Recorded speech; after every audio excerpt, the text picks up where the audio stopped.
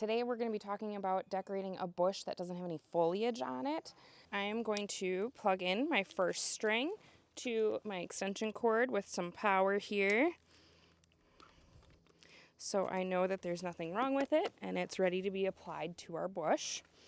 And I like to pick a branch that's stable enough to wrap my first string onto. I want to make sure that that's up on the bush somewhere and kind of give it a little loop-de-loo wrap on there and allow my jumper cable then to fall down to the ground. And we're going to go around the bush.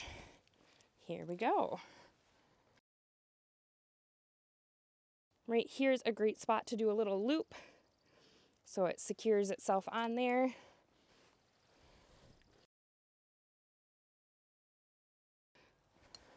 So the next thing I want to show you is when I get to a male and female end, and I'm going to be plugging one string in to the next.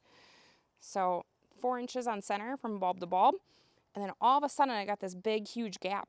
To fix that and not have an unlit area in my bush, I'm going to go ahead and crisscross them and tie a square knot, just as though I'm tying my shoes, and that will fix my spacing. It'll also make it so I can't unplug them from each other.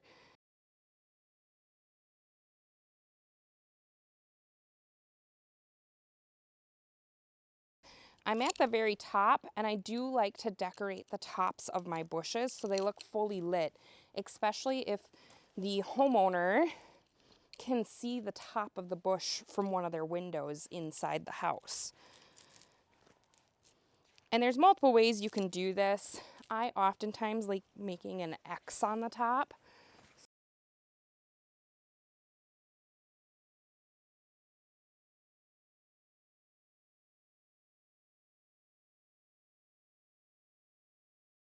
To our next strand here, I'm doing a nice little square knot.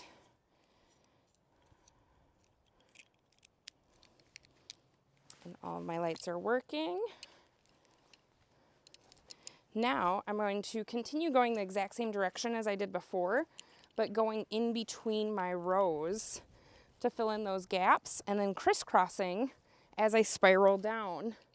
So I'm going to cross over this strand right here as I move my way down and tie this off.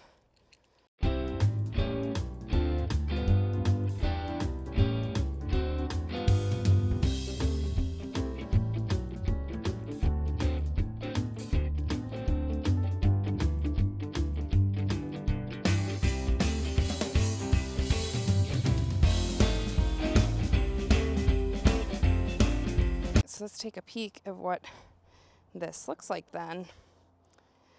Nice and evenly lit. And here you can see how our male and female ends maintain spacing between those bulbs instead of a nice big open spot. The top of our bush is lit with that crisscross there. And those branches are wrapped just like that.